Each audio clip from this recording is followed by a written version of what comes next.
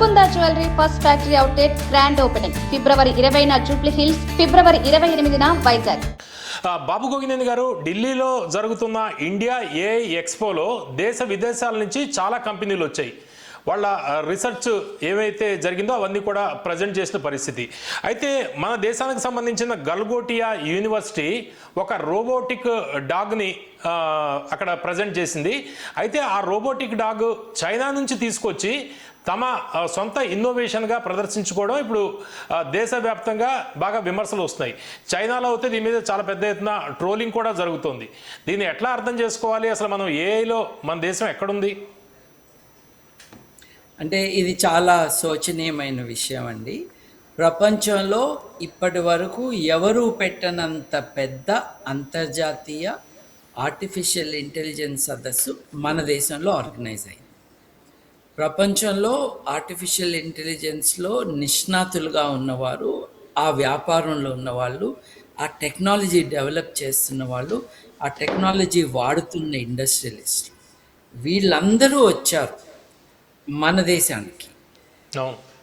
Next developments in informatics ఫీల్డ్లో భారతదేశం కూడా ముందు ఉండాలి, ఉంటాము అన్న నిర్ణయంతో ఆర్గనైజ్ చేసిన సదస్సు అండి ఇది.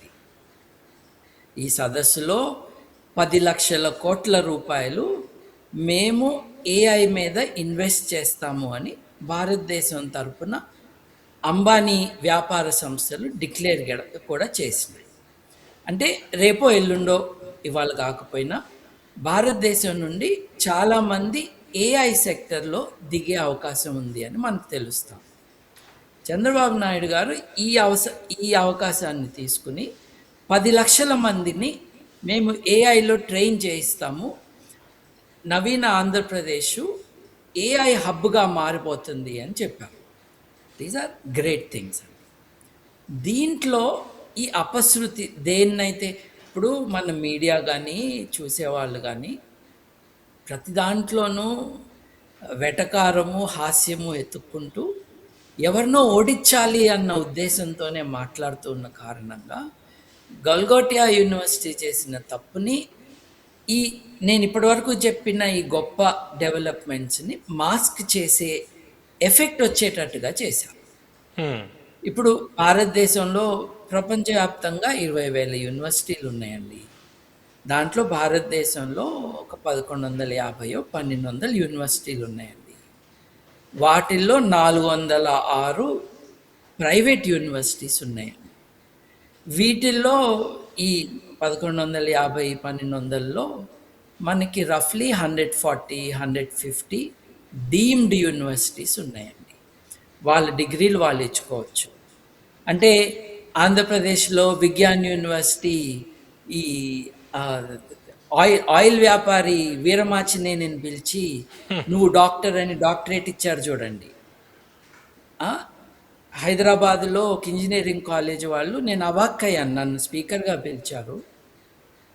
ఆ స్పీకర్కి పాటలు రాసుకునే ఒకరిని పిలిచి అతనికి ఆనరరీ డాక్టరేట్ అని ఇచ్చి పంపించారు. 10 lakhs అంట ప్రతి మీటింగ్లో డాక్టరేట్ 10 lakhs అంట. చూడండి, మీ రేట్ ఎంతో మీరు చెప్పేశారు.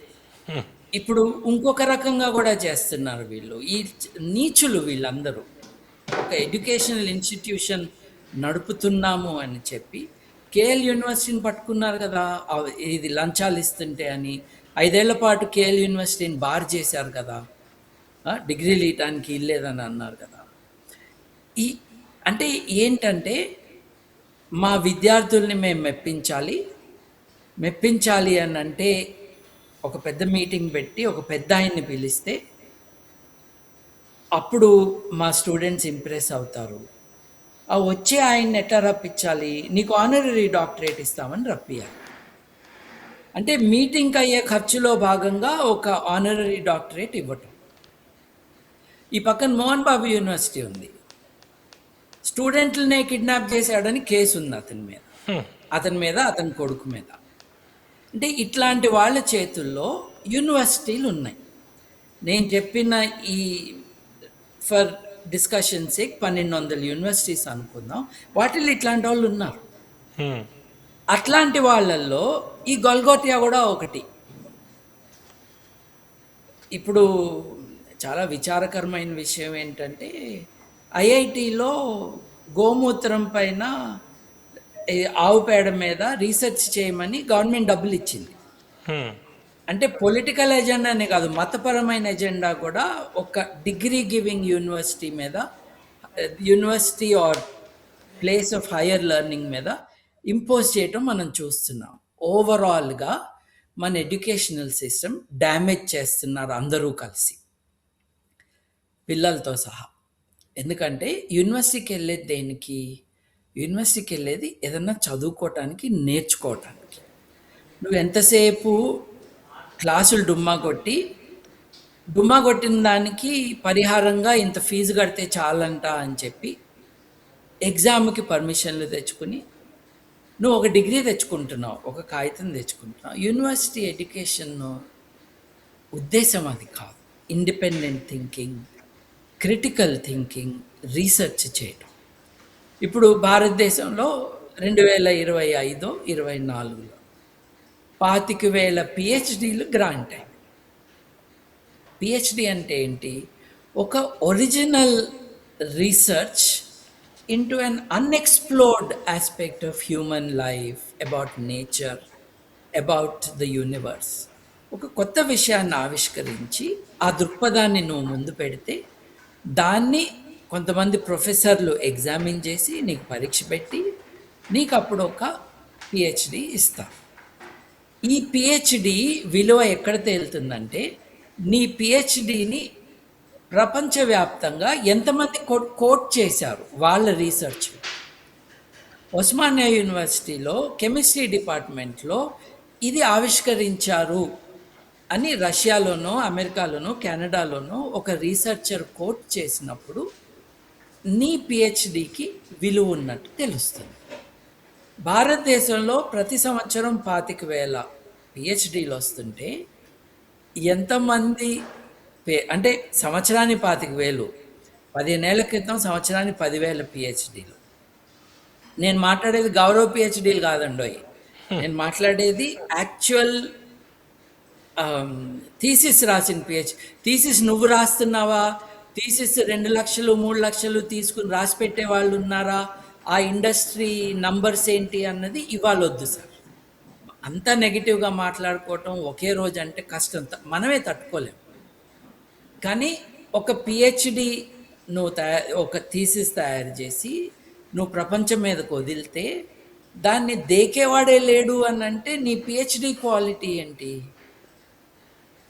నువ్వు పేటెంట్లకి అప్లై చేసుకుంటున్నాను అని గర్వంగా చెప్పుకుంటున్నావు. ఇదంతా ఫీజు పేయింగ్ పిల్లలని అట్రాక్ట్ చేసుకోవడానికి. ఎందుకంటే ఫీజులు చాలా ఎక్కువ. వాళ్ళని నువ్వు తీసుకొచ్చి ఒక వాడికి ఇడికి లంచం ఇచ్చి AAA కేటగిరీలో ర్యాంకింగ్ తెచ్చుకుంటే నువ్వు నాన్ ప్రాఫిట్గా నడపాల్సిందైనా కూడా నువ్వు డబ్బులు వస్తూ ఉంటాయి, క్యాష్ ఫ్లో బాగుంటుంది, ఈ వ్యాపారంలో నువ్వు ఉన్నావు. అలా చేసిన కారణంగానే పనికి రాని చెత్త మంచి బిల్డింగులు ఉన్న ఎడ్యుకేషన్ స్టాండర్డ్స్ లేని ఇన్స్టిట్యూషన్స్ తమని తాము గొప్పవాళ్ళుగా చెప్పుకుంటున్నారు. అంటే యూనివర్సిటీ అబద్ధాలండి, ఓవర్ క్లెయిమ్ కాదు. అబద్ధము ఫ్రాడ్ చేస్తుంది. ఓవర్ క్లెయిము, ఎగ్జాజరేషను, కొంచెం ఎంతూజియాజంలో చేయటము మానవ సహజం. నేరం మానవ సహజం కాదు. ఇప్పుడు గల్గొట్టా యూనివర్సిటీ ఇవ్వాలే కాదండి, అప్పుడు ఈ ఫార్మర్స్ యాజిటేషన్ ఉంది కదా, ఫార్మర్స్ యాజిటేషన్ అప్పుడు, అట్లాగే I think also citizenship act విషయము ప్రొటెస్ట్ జరుగుతున్నాయి కదా సెక్షన్స్ ఆఫ్ పీపుల్ నుండి. దానికి వ్యతిరేకంగా గల్గొట్టా యూనివర్సిటీ వాళ్ళందరూ ఈ బ్యానర్లు పట్టుకుని రోడ్డు మీద తిరిగారండి ఢిల్లీలో. వాళ్ళని ఆపి నువ్వు దేనికి వ్యతిరేకం అంటే వాళ్ళు చెప్పలేకపోయారు. ఇప్పుడు 500 రూపాయలు సాంబార్ భోజనం బ్యాచ్ కాదు ఇది. ఎలక్షన్ మీటింగ్కి రావటానికి కూలీ ఆపిచ్చి డబ్బులు ఇచ్చి తెచ్చిన వాళ్ళు కాదు వీళ్ళు. యూనివర్సిటీలో ఎన్రోల్ అయిన అండర్ గ్రాడ్యుయేట్స్ లేదు గ్రాడ్యుయేట్స్ లేదు పిహెచ్డి చేస్తున్న వారిని నువ్వు ఏ బ్యానర్ పట్టుకున్నావు ఎందుకు ప్రొటెస్ట్ చేస్తున్నావు అంటే చెప్పలేని వాళ్ళు వీళ్ళ బండారం ఇంకా ఎప్పుడు బయటపడిందంటే వీళ్ళు ఒక రీసెర్చ్ పేపర్ పబ్లిష్ చేశారండి. ప్రధానమంత్రి గారు చెప్పినందుకు అమితాబ్ బచ్చన్ లాంటి వాళ్ళు, ఐశ్వర్య రాయ్ లాంటి వాళ్ళు చెప్పిన కారణంగా అందరూ తపేలాలు ప్లేట్లు పట్టుకుని బాల్కనీలోకి వచ్చి కొట్టారు చూడండి, ఏది కరోనాని చంపడానికి. కోవిడ్ ఆ? అట్లా కొడితే వైరస్లు ఎట్లా చచ్చిపోతాయో చూపించడానికి వాళ్ళు పేపర్ తయారు చేశారండి. వాళ్ళండి ఈ కుక్కని తెచ్చింది. అంటే ఏ పరంపరలో ఉన్నారు వీళ్ళు ఆ కుక్కని చైనా నుంచి తెచ్చిన కుక్కని కనీసం దాని లేబుల్ అన్నా మార్చుకోవాలి కదండి. ఇప్పుడు దాని పేరు సునక్ 2 అని పెట్టారనుకోండి, చక్కగా సంస్కృతం బాగుంటుంది. లేకపోతే కుక్క అనే పెట్టుకో నువ్వు పేరు. అట్లా కాకుండా నువ్వు చైనా కంపెనీ పేరే పెట్టి ఇది మేమే తయారు చేసామని చెప్పి మన ఐటీ మినిస్టర్ ద్వారా దాని మీద ఒక ట్వీట్ పెట్టించి, ఆయనేమో భారతదేశం యొక్క అది భాష మామూలు ఇంగ్లీష్లో మాట్లాడే భాష కాదు, అది మా సావరెన్ మోడల్ అన్నాడు. మన సావరెన్ మోడల్ ఏంటండి? మన జాతీయ పక్షి ఏంటి, జాతీయ జంతువు ఏంటి? ఈ రోబో కుక్క అయితే కాదు కదా. సావరెన్ మోడల్ ఏంటి? ఆ కుక్క చాలా చోట్ల కనిపిస్తుందంట, చాలా ఎక్స్పోలో కనిపిస్తుందంట. నేను చెప్పనా సార్, నేనుంటున్నది మెల్బర్న్ నగరంలో. ఇక్కడ ఒక రైల్వే స్టేషన్ బయట ఇటువంటి ఒక కుక్కని ఒక ఆయన పెట్టి ఆ కుక్కతో రకరకాల విన్యాసాలు చేయిస్తూ, ఇప్పుడు చిక్కడపల్లిలోనో కాచిగూడలోనో తోలుబొమ్మల ఆట చేస్తారు చూడండి, అట్లా ఆ కుక్కతో ఆ విన్యాసాలు చేయించి డబ్బులు అడుక్కుంటున్నాడు ఒకడు. అటువంటి ఒక టాయ్ని తీసుకొచ్చి ఈ కుక్క మా ఆర్టిఫిషియల్ ఇంటెలిజెన్స్కి ప్రతీక అని చెప్పారు. ల్యాక్ ఆఫ్ ఇంటెలిజెన్స్కి ప్రతీక కాదండి. కుక్క లేచి దండం పెట్టిందండి. దునియాలో ఎవరికి ఉపయోగం అన్నది?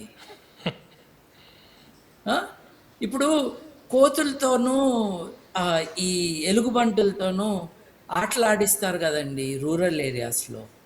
అంటే లాభం అది ఒకటే కాదు కదా, ఇంకా చాలా పనులు చేయించవచ్చు అనేది కదా. కానీ నువ్వు చూపించింది ఇదేగా. నువ్వు ఏం చేయించచ్చో చెప్పి నన్ను ఇంప్రెస్ చెయ్యి. నువ్వు చూపించింది ఇదేగా. దండం పెట్టిందండి కుక్క. మీరు చూడలేండి, నారాయణగూడలో నేను చాలాసార్లు చూశాను. ఎలుగుబంటిని తీసుకొచ్చి సార్కో సలాం కరో అంటే అది దగ్గరికి ఇట్లా చేతులు పెడుతుంది. వాడు 5 రూపాయలు ఏమంటాడు. అంతకు మించి నువ్వేమైనా చేయించావా ఈ కుక్కతో? ఓకే, అది జంతువు, ఇది మెషీను. నువ్వు రిమోట్ కంట్రోల్తో పిల్లలు ఆడుకునే గేమ్స్, వాళ్ళు మ్యానిపులేట్ చేసే టాయ్స్ కంటే ఒక లెవెల్ ముందుకు తీసుకెళ్ళావు. అది నువ్వు నా యూనివర్సిటీ, నా ఆర్టిఫిషియల్ ఇంటెలిజెన్స్ ల్యాబ్ యొక్క రిజల్ట్ ఆఫ్ అవర్ వర్క్ అని చెప్పడం ఇట్స్ ఎ ఫ్రాడ్యులెంట్ క్లెయిమ్.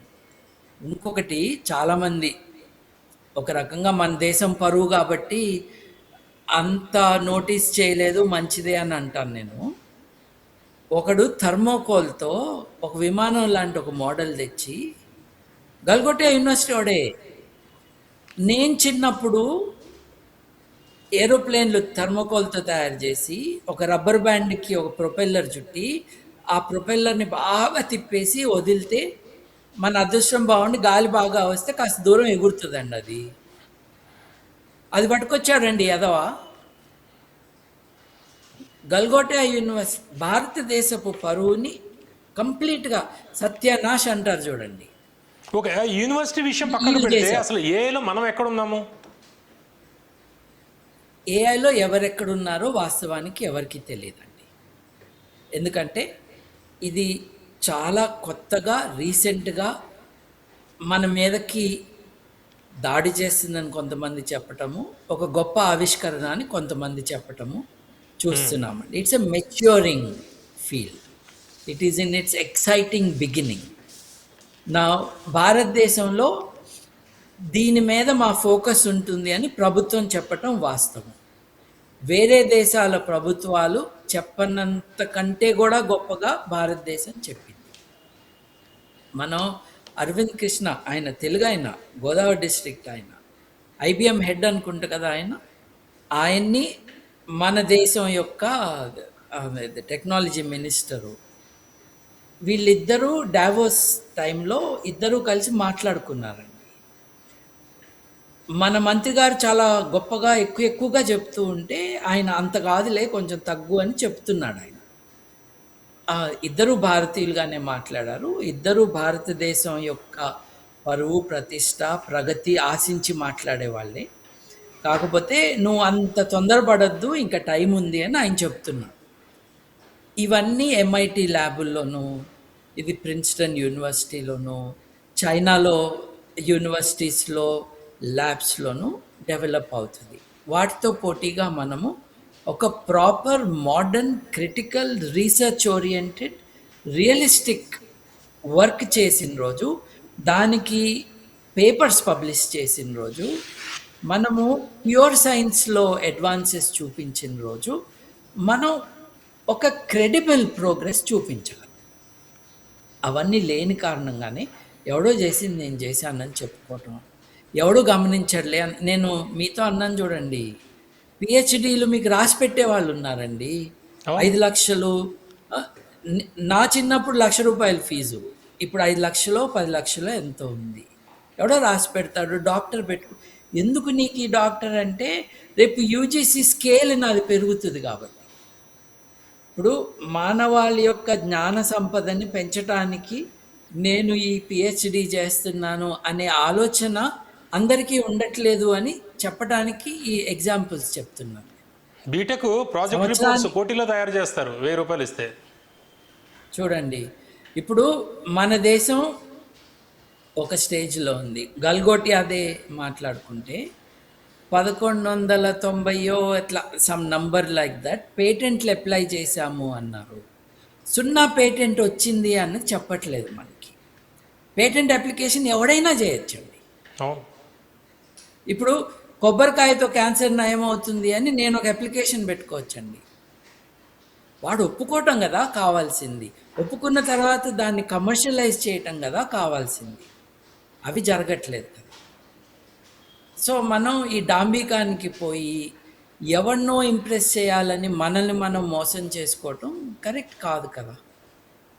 ఇప్పుడు చూడండి సార్, మనకి ఇన్ని లక్షల మంది స్టూడెంట్స్ మాస్టర్స్ లెవెల్లో 10 లక్షల్లో ఎన్రోల్ అవుతున్నారు. మన దేశం నుండి బయటికి రఫ్లీ 10 లక్షల మంది బయటకు వెళ్ళి చదువుకుంటున్నారు. వీళ్ళందరూ ప్రపంచం కోసం ఏదైనా కాంట్రిబ్యూట్ చేసిన రోజు మన దేశ ప్రతిష్ట పెరుగుతుంది. అది జరిగిన రోజు మనం సంతోషించాలి. గూగుల్ ఉంది, గూగుల్ని లీడ్ చేస్తున్నది సుందర్ పిచ్చయ్య. సుందర్ పిచ్చయ్య గారి ల్యాబుల్లో చాలామంది నోబెల్ లారెట్స్ ఉన్నారు. అసలు ఓ కంపెనీ నోబెల్ లారెట్స్కి ఉద్యోగం ఇచ్చి వాళ్ళతో పని చేయిస్తుంది.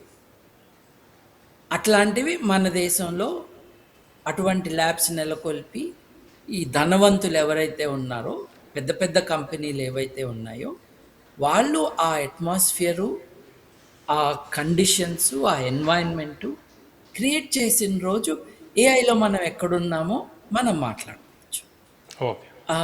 రైట్ నౌ వీఆర్ నోవేర్ అండి. ఇంకొకటి, లెట్ us రిమెంబర్, ప్రపంచంలో 20,000 యూనివర్సిటీస్ ఉన్నాయి. Q&S, టైమ్స్ ఎడ్యుకేషనల్ ర్యాంకింగ్, ఈ 2 ప్రతిష్టాత్మకమైన ర్యాంకింగ్ సిస్టమ్స్. ప్రపంచంలో అతి గొప్ప యూనివర్సిటీసు నంబర్ 1 నుంచి నంబర్ 1000 దాకా రాస్తారండి. మొదటి 100లో భారత యూనివర్సిటీ కానీ, IIT కానీ, IIM కానీ లేవు కదండి. 123లో ఢిల్లీ యూనివర్సిటీ, ఇది sorry not university, Delhi IIT 123లో ఉందండి. మిగతావన్నీ 500 తర్వాత ఉన్నాయండి. అవును. ఇప్పుడు మీరు కూర్చుని ఇప్పుడు ఐఎస్బి నేనే పెట్టాను అంటారు చంద్రబాబు నాయుడు గారు, అది వాస్తవం. ఐఎస్బి ర్యాంకింగ్ ఎక్కడుంది? ఐఐటీలు నెహ్రూ గారు పెట్టారు. నువ్వేం చేసావని ఆపోజిషన్ వాళ్ళు, అంటే నెహ్రూకి ఆపోజిషన్ వాళ్ళు ఇష్టం వచ్చినట్టు మాట్లాడచ్చు. ఇవేవి కూడా సివి రామన్ గారు, నోబెల్ గ్రహీత సివి రామన్ గారు పెట్టిన ఇండియన్ ఇన్స్టిట్యూట్ ఆఫ్ సైన్సెస్ కానీ మొదట 500లో ఎక్కడున్నాయి? పిల్లల్ని 6వ తరగతి నుండి రాత్రి నిద్రపోనీయకుండా, వాళ్ళని గేమ్స్ ఆడనీయకుండా, ఐఐటికి ప్రిపేర్ చేస్తున్నాను, ఐఏఎస్కి ప్రిపేర్ చేస్తున్నాను అంటూ పిల్లల భవిష్యత్తుని నాశనం చేస్తున్నారే. వాళ్ళల్లో కొన్ని వేల మంది ఐఐటీలకు వెళ్తున్నారు కదా, వాళ్ళు ఏం ఆవిష్కరిస్తున్నారు? మీరు ఇంత కష్టపడి చేర్పిస్తున్న ఐఐటి మొదట 500లో లేదే ప్రపంచవ్యాప్తంగా ఉన్న పెద్ద ఇన్స్టిట్యూట్స్లో. So we have to rethink మన యూనివర్సిటీసు, మన హయ్యర్ ఎడ్యుకేషనల్ ఇన్స్టిట్యూషన్స్ని రీవ్యాంప్ చేసి వాటి ఓరియంటేషన్ కరెక్ట్గా ఉండేటట్టు చూడాలండి. మనం భ్రమలో ఉండకూడదు, ఉన్మాదంలో కొట్టుకుపోకూడదు. అట్లాగే కేవలం టెక్నికల్ ఎడ్యుకేషన్ అనుకోకూడదు. Humanities, history, arts, language, culture, sociology, politics, వీటి మీద అవగాహన లేకపోతే రేపు మెషిన్ నడుపుద్దండి మనల్ని, మనుషులు ఉండరు నడపటానికి. ఆర్టిఫిషియల్ ఇంటెలిజెన్స్ కంటే ముందు బేసిక్ ఇంటెలిజెన్స్ కావాలి సార్. మన చుట్టూ అది ఉందా, కామన్ సెన్స్ ఉందా, అక్కడి నుంచి మొదలు పెడదాం సార్ మనం.